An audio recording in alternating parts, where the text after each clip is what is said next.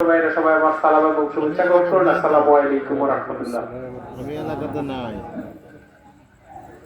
আসলে এখানে শাসন করেনি মানে আরো কিছুক্ষণ সময় দিতে পারতাম, যেহেতু আজকে আমার নিজের, আমি যে ওয়ার্ডে বসবাস করি আমার নিজের ওয়ার্ডের সম্মেলন,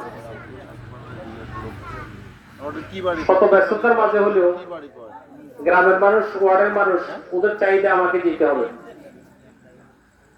এটার বিকল্প কিছু নেই। নেতৃবৃন্দরা আছে। আমরা মূলত বিগত 6 তারিখে আমাদের এই লালমাই উপজেলার কমিটি অনুমোদন হওয়ার পর থেকে আমরা 7 তারিখে কমিটি আমাদের হাতে পেয়েছি। ওই কমিটি হাতে পাওয়ার পর থেকে জেলা কমিটির নির্দেশে আমরা আমাদের ওয়ার্ড পর্যায়ে আমরা আমাদের লালমাই উপজেলার সর্বমোট 81টা ওয়ার্ড আছে।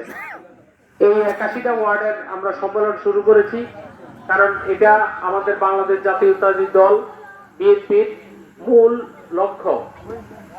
গ্রাম থেকে, ওয়ার্ড থেকে তৃণমূল পর্যায়ে আমাদের নেতা কর্মীদেরকে দিয়ে সাংগঠনিক কমিটি করা, এবং এটা খোলা আকাশের নিচে হবে, কোনো বিল্ডিং এ অথবা কোনো কমিউনিটি সেন্টারে এই কমিটি হবে না। সেই ক্ষেত্রে আজকে আপনাদের এই ওয়ার্ডের এই কমিটি, যেমন আমরা আজকে খোলা আকাশের নিচে খোলা মাঠে আমরা এই সম্মেলন করেছি।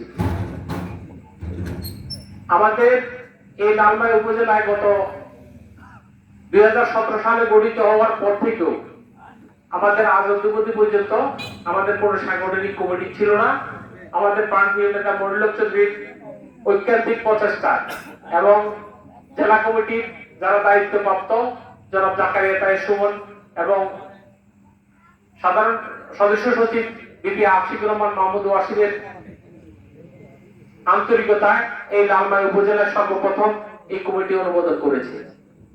সেজন্য আমরা আমার নেতা জননেতা মনিরুল চৌধুরী এবং জেলা কমিটির নিকট আমরা কৃতজ্ঞ।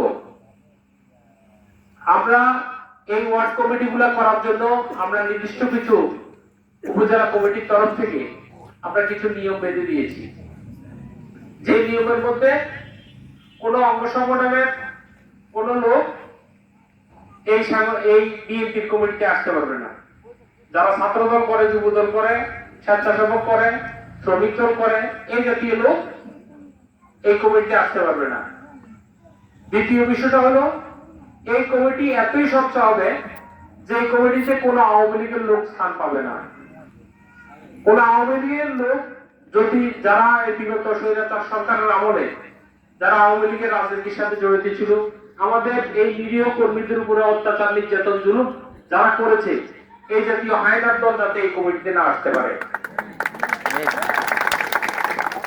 আপনাদের উপরে অর্পিত এই দায়িত্ব আমরা দিয়ে গেলাম, যাতে আপনাদের কারণে যদি কোনো আওয়ামী লীগ যদি এই কমিটিতে স্থান পায় এবং বিএনপির কোন সদস্য ফরম যদি তাদের হাতে যায়, যার কারণে যাবে, আমরা সাংগঠনিকভাবে তার বিরোধী ব্যবস্থা নিব। আমরা ওই হায়না মুক্ত আমরা আমাদের এই ওয়ার্ড কমিটিগুলো আমরা করতে চাই। তদ্রূপ বিএনপির যত কমিটি হবে, সকল কমিটিতে এই হায়নাদের থেকে আমরা আলাদা থাকবো। আমাদের ত্যাগী, নির্যাতিত, মাঠ পর্যায়ে যারা বিভিন্ন সময়ে নির্যাতনের শিকার হয়েছে, এই জাতীয় নির্যাতিত লোকদেরকে দিয়ে আমাদের এই কমিটি আমরা করব। আমরা